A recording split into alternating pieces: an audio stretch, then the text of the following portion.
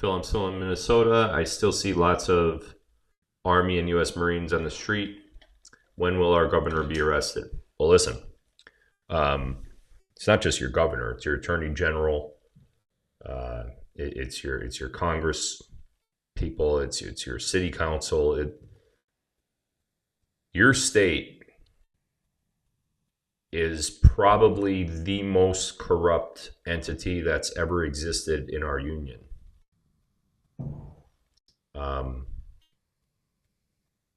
The things that they've done, they just operated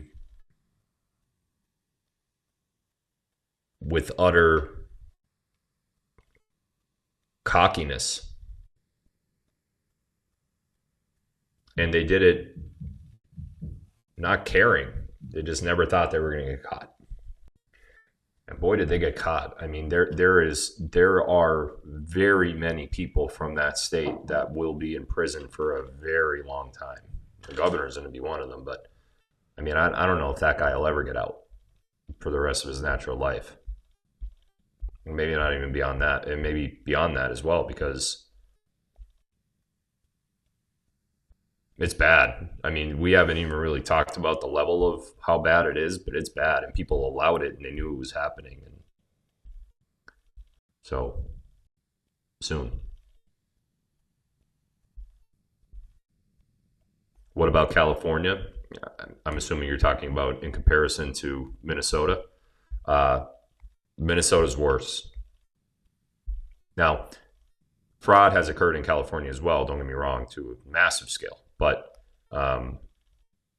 the biggest fraud that's occurred in California over the years is not as much financial as it is election fraud. California is ripe with election fraud. Arrests. When will we see arrests? We're seeing all the crimes, but no arrests. It's coming. I mean, listen.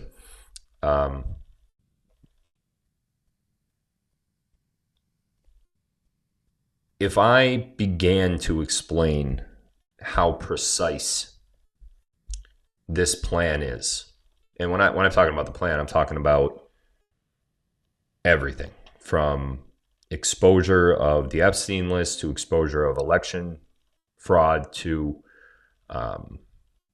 private arrests, behind the scene arrests, as well as executions, military tribunals, and the whole shebang. There is such precision that is taking place.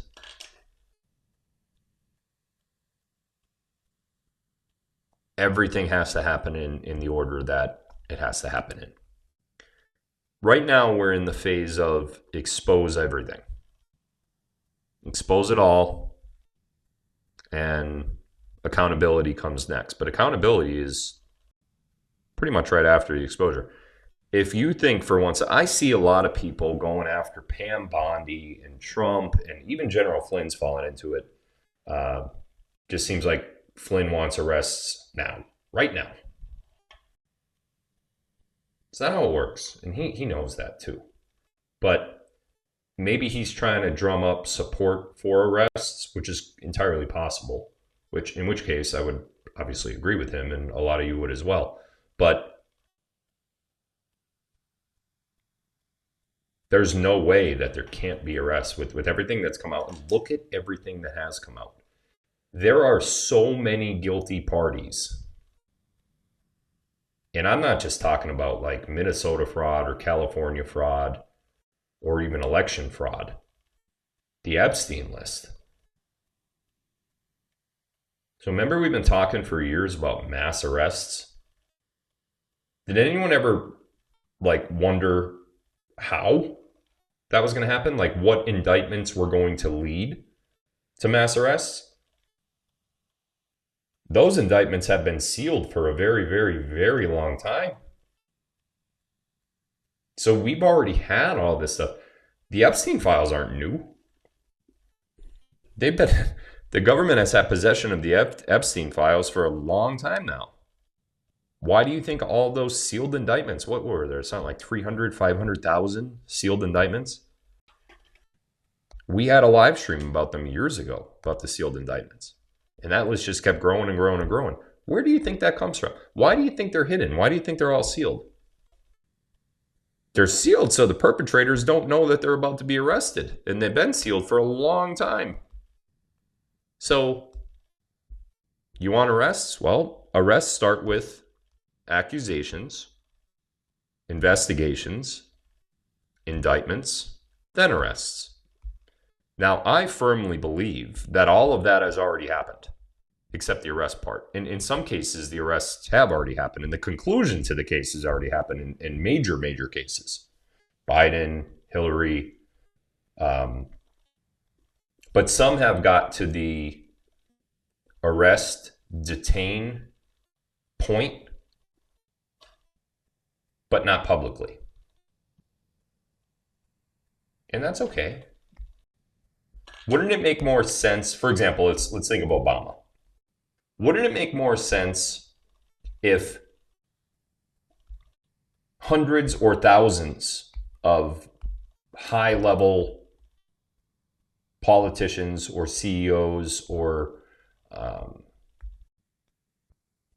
big-time business people within the United States and abroad, wouldn't it make sense if hundreds or thousands of those type of people got arrested all within the same time period, days, weeks? Then you saw Obama get arrested? Now imagine if Obama just got arrested, like before anybody did. Wouldn't everybody be like, that's Trump doing political targeting of his enemies? They did it to him, so I don't think that there's anything unjustified about that. But wouldn't it seem like it's more legitimate if a bunch of lower level scumbags got arrested first, then somebody like an Obama got arrested? Because then you could say, well, the people that got arrested must have exposed the truth, and oh boy, let's see what happens now. That seems like a better flow, a better fit, a better path, and a more reasonable way to justify. Not that you have to justify anything, because the facts speak for themselves, right? How would mass arrests occur? At any point, Trump could just enact the Insurrection Act, the Stafford Act, at any point. Suspension of habeas corpus, detain, ask questions later. We can't arrest a few and then tip off. I could hear what he's going to say now. We can't arrest just a few of these people and then tip off all the people that are connected to them. So we're just going to take them all in. I'm going to suspend the Constitution, and we're going to see what the hell is going on here. That's the type of speech that you're going to hear Donald Trump give. Or Bondi, or Cash, or all of them together.